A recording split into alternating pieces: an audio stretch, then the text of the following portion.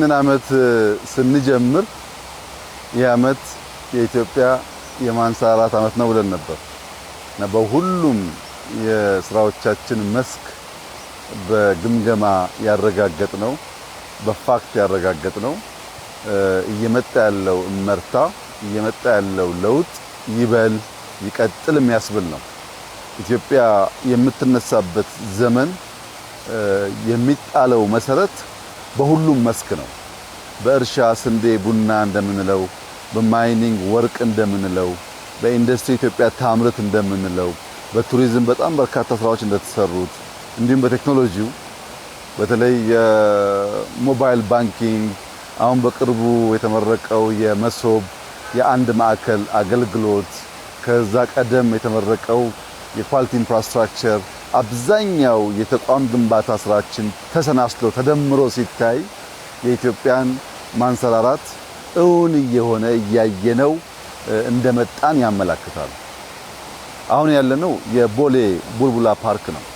እዚህ ቦታ ከጥቂት ወራት በፊት በጣም ጥቂት ወራት በፊት ይሄ መንገድ አልነበረም።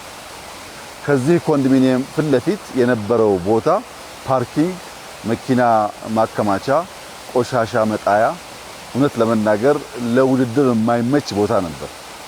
በጣም በጥቂት ወራት ውስጥ ይህ ቦታ በአዲስ አበባ ለህዝብ ከተሰሩ ፓርኮች አንዱ ትልቁ ፓርክ ነው። ከ20 ሄክታር በላይ ያለው እስካሁን የሰራናቸውን ስራዎች የሚያሳድግ እና ለሰፈሩም ሰው ትልቅ መዝናኛ፣ ስፖርት መስሪያ፣ ማረፊያ፣ ማንበቢያ ሊሆን የሚችል ቦታ ነው።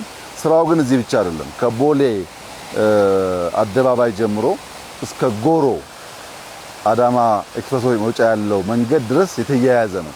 በዚህ መሃል በመቶ ሺህ የሚቆጠሩ ችግኞች ተተክለዋል።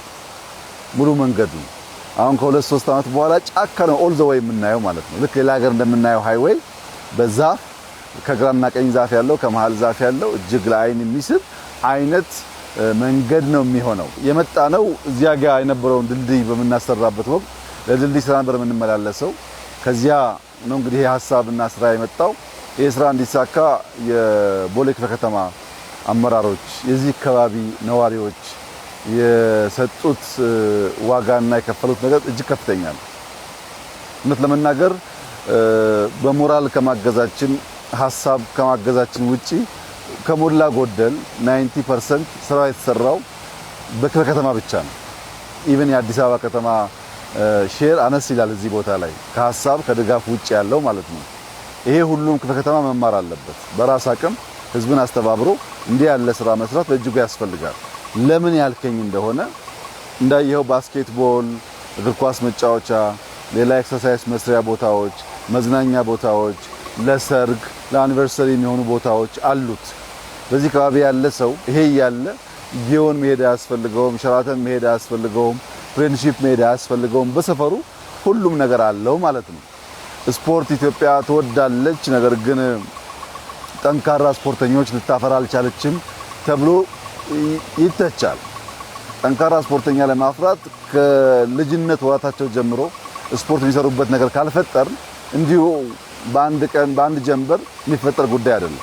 አሁን በየቦታው ሜዳዎች አሉ፣ ህፃናት ይጫወታሉ። ፊዚካሊም ጠንከር እያሉ ቴክኒክም እያወቁ ሲያድጉ ከነዚህ ሁሉ ሰው ውስጥ ኢትዮጵያን ወክለው አመርቂ ውጤት የሚያመጡ ልጆች ለማፍራት ያግዛልና ኢንቨስትመንቱ ለዛሬም ለነገም ነው። ለትውልድ የሚሆን ስራ ነው። እንግዲህ በወጣንበት ቦታ ሁሉ እንደዚህ አይነት ስራዎች እናያለን።